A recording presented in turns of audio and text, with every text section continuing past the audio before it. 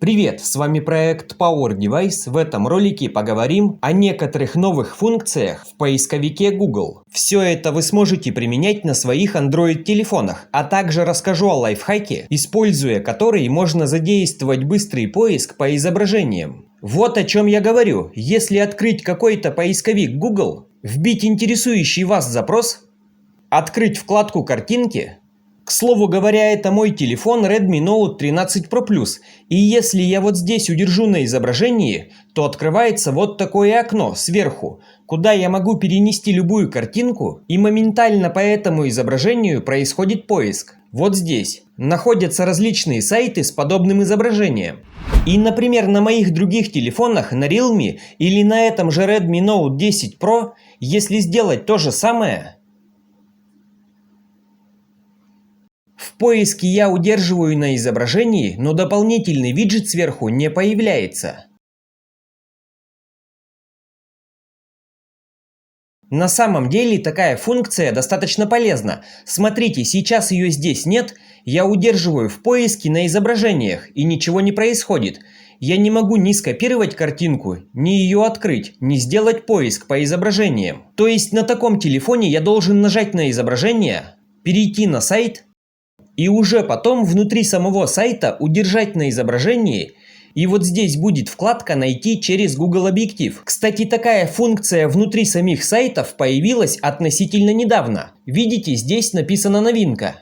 Чтобы на вашем телефоне появилась такая же функция, нужно зайти в Play Market, в поиске прописываем Chrome, он же Google Chrome, и нажимаем его «Обновить», если у вас здесь будет обновление. А как же добавить вот такую функцию на ваши телефоны? Либо наоборот ее удалить. Я думаю, что эта функция очень полезна, и ее наоборот стоит установить. Напомню, что помимо этой функции я расскажу вам еще об одном похожем лайфхаке, но обо всем по порядку. На самом деле, чтобы ее установить, достаточно зайти в Play Market, открыть поиск, в поиске прописать Google сервисы, зайти в приложение Google, вот здесь ниже найти вкладку «Стать бета-тестером». Вам нужно вступить в программу бета-тестирования. Также возможно, что в программу бета-тестирования уже не нужно вступать, и данную функцию распространяют на все устройства. Но лучше вступить в бета-тестинг, а потом нажать «Обновить приложение». Последняя и самая новая версия приложения Google у меня установилась. Посмотрите, если в Google сервисах я зайду о приложении, то у меня одинаковые версии. Это 15.34.32.28. Протестируем, появилась ли данная функция на этом телефоне. Делаю запрос Xiaomi, картинки, удерживаю на любом изображении, данный виджет появляется. Также, к слову, добавлю, если вдруг у вас не появляется данная функция, зайдите в Play Market, в поиске вбейте Google Объектив, и если на него будут обновления, также их установите. И то же самое рекомендуется сделать с Google Chrome, после чего просто перезагрузите ваш телефон. Далее, соответственно, если вы хотите удалить вот этот виджет, если он вам мешается, тогда на вашем телефоне вам просто нужно найти вот такое приложение от Google. Называется оно Google, я его уже показывал. И здесь нажать «Удалить обновление», после чего данный виджет у вас пропадет.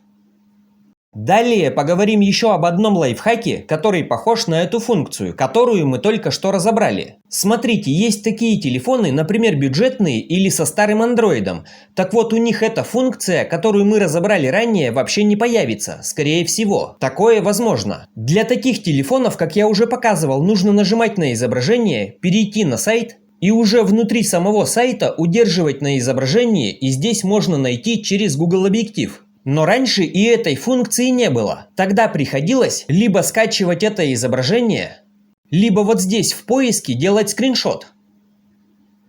Далее можно было открывать этот скриншот у себя в галерее. Нажимать три точки Google Объектив.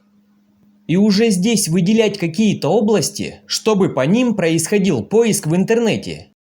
Так вот, можно все сделать гораздо проще, и лайфхак заключается в том, что нужно зайти в настройки, расширенные настройки, функции жестов, частичный снимок экрана и активировать эту функцию.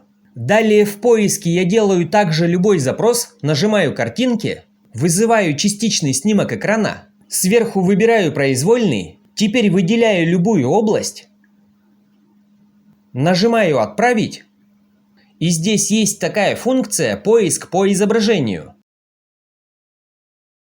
То есть я очень быстро вот таким образом могу делать данный поиск.